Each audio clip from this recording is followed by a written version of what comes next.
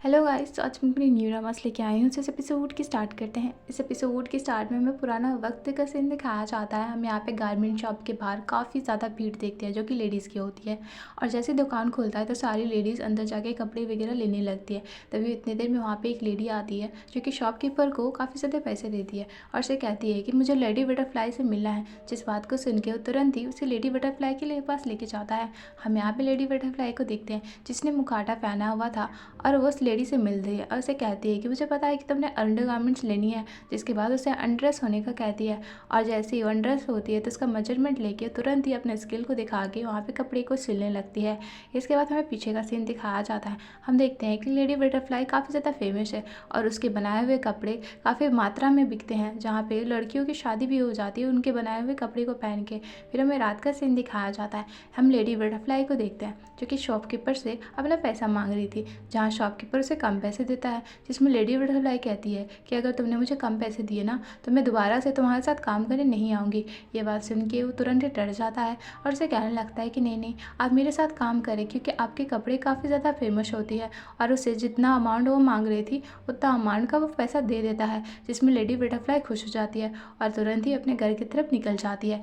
फिर हमारा सीन दिखाया जाता है। हम यहाँ पे लेडी बटरफ्लाई को देखते हैं जो कि अपने घर की तरफ जा रही थी। तभी वो अपने पॉकेट से वॉच निकालती है जो कि बटरफ्लाई वॉच था। तभी उसे पता चलता है कि उसका टाइम हो चुका है। जिसके बाद वो तुरंत ही अपना हुलिया चेंज कर लेती है और फिर उसके बाद उसका फेस रिवील होता है जो कि हमारी हीरोइन होती है वुन।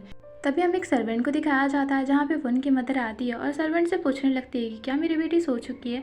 जिसमें वो कहने लगते हैं नहीं, वो सो नहीं रही, वो बुक्स पढ़ रही है।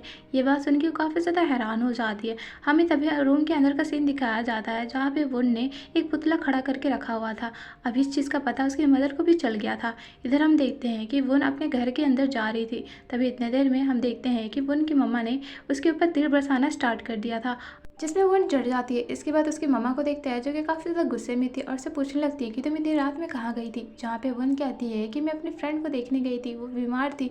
लेकिन उसके मम्मा को पता चल जाता है कि वो झूठ बोल रही है और उसे सुनाने लगती है कि तुम्हारी एज की सारी लड़कियों को शादी हो गया और जब भी मैंने तुम्हारी शादी फिक्स करने की कोशिश की है तुमने कुछ ना कुछ किया है। इसके बाद हमें पास का सीन दिखाया जाता है। हम देखते हैं कि वन की मम्मा ने उसके लिए काफ़ी ज़्यादा सासू माएँ ढूंढी थी, लेकिन वन हमेशा कुछ ना कुछ कर दिया करती थी जिसकी वजह से उसकी सासू माएँ वहाँ से भाग जाती थी। इसके बाद सीन हमें प्रेजेंट में दिखाया जाता है। हम यहाँ पे वन की मम्मा को देखते हैं जो कि वन से कहती है कि मैंने तुम्हारे लिए ऑलरेडी एक रिश्ता खोज के रखा है और मैं चाहती हूँ कि तुम इस रिश्ते के लिए हाँ कर दो।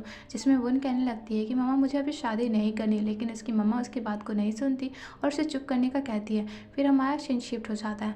हम यहाँ पे देखते हैं कि वन सोच में बैठी हुई थी। तभी उसकी सर्वेंट सुबह आके उसे कहने लगती है कि मुझे नहीं लगता कि मैडम ने आपकी बात को सुननी है, उन्होंने पक्का कर लिया कि वो आपकी शादी करा देगी। मुझे तो डर इस बात का लग रहा है कहीं मैडम को आपकी शॉप के बारे में पता चल गया तो वो आपको छोड़ेंगी नहीं। जिसमें वन उसे चुप करा देती है और उसे ज़्यादा सोचने से मना कर रही थी। फिर दोनों वहाँ पे मुन को एंजॉय करने लगते हैं।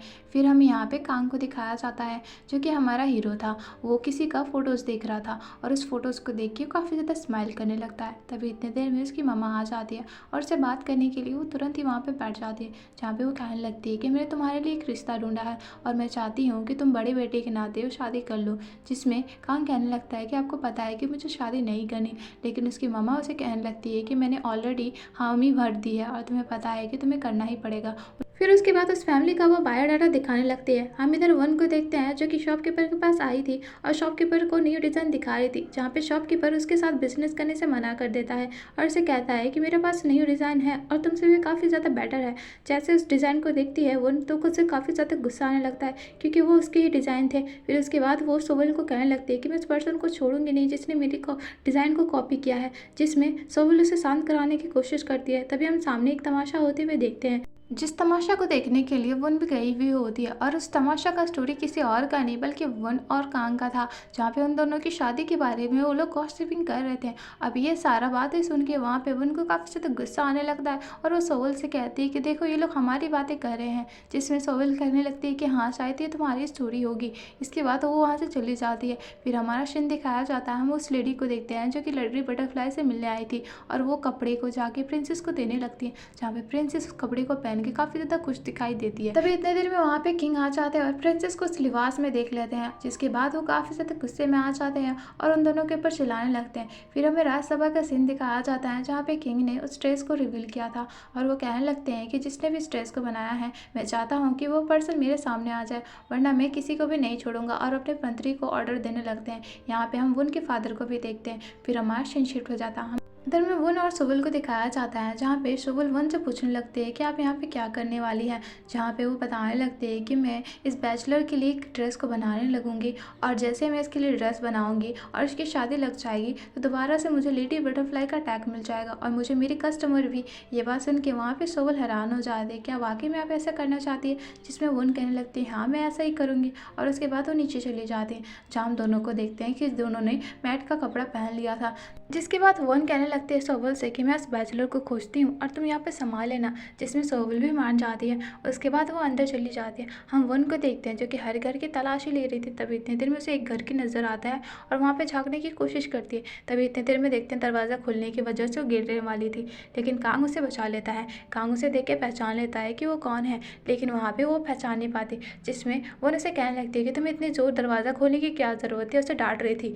लेकिन बेटा कांग उसे कहने लगता है तुम्हारी हिम्मत कैसे हुई मेरे साथ ऐसे बात करने की, जिसमें उनको लगता है कि ये बड़ा इंसान होगा, जिसकी वजह से डर जाती है और उससे दोबारा माफ़ी मांगने लगती है और तुरंत वहाँ से भागने लगती है। जिसे भागता हुआ देख के कांग उसे रोकने लगता है और उससे पूछता है कि तुम यहाँ पे क्या करने आई थी, मुझे वो जानना है। जिसमें वो कहने लगती है कि मैं इस बैचलर से मिलने आए थे जिसका शादी नहीं लग रहा है, लगता है कि आप वो बैचलर नहीं है क्योंकि वो काफ़ी ज़्यादा अगली है और आप तो काफ़ी ज़्यादा हैंडसम है। जिस बात को सुन के वहाँ पे कांग को हंसी आ रही थी, लेकिन वो अपने आप को हंसी को छुपाने की कोशिश करता है और उसे कहने लगता है कि मुझे पता है कि वो बैचलर कहाँ मिलेगा, अगर तुम्हें मेरे साथ चलना है तो तुम इस बैचलर को खोज सकती हो। जिस बात को सुन के वहाँ पे वो भी मान जाती है और उसका पीछा करने लगती है।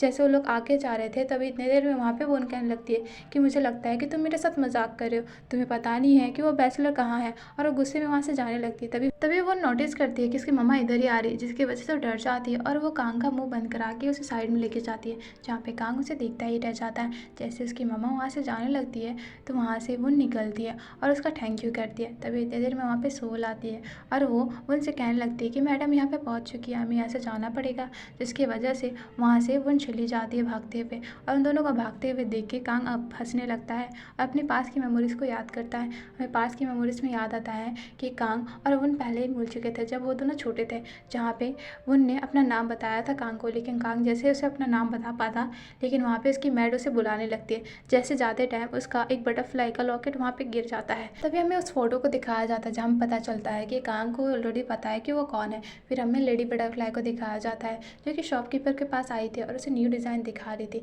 हम इधर सोवल को देखते हैं जो कि बाहर बैठी हुई थी। तभी वो नोटिस करती है कि वहाँ पे काफ़ी ज़्यादा सिपाही आ रहे हैं और वो लेडी बटरफ्लाई को खोज रहे थे, जिसकी वजह से डर जाती है और तुरंत ही अपनी मैडम को वहाँ से भागने का कहते हैं, जिसमें वो दोनों वहाँ से भागने लगते हैं। हम इधर देखते हैं कि शॉपकीपर को पकड़ा गया था और उसे काफ़ी ज़्यादा पनिशमेंट दिया जाता है, जिसके बाद उसके कपड़े को जला दिया जाता है। हम यहाँ पे उनको देखते हैं जो कि ये सारा चीज़ देख रहे थे, उसे अच्छा नहीं लग रहा था। इतनी देर में वहाँ पे शॉपकीपर उसे देख के पहचान लेता है और उसे कहने लगता है कि ये सारे डिज़ाइन उसके हैं, मेरे नहीं हैं। जिसके बाद क्या था, सारे सिपाही उसे पकड़ने के लिए भागने लगते हैं, जिसके बाद वो दोनों वहाँ से भाग रहे थे और इसी के साथ हमारा ये सीन कट हो जाता है। मिलते हैं नेक्स्ट एपिसोड में। Thank you for watching.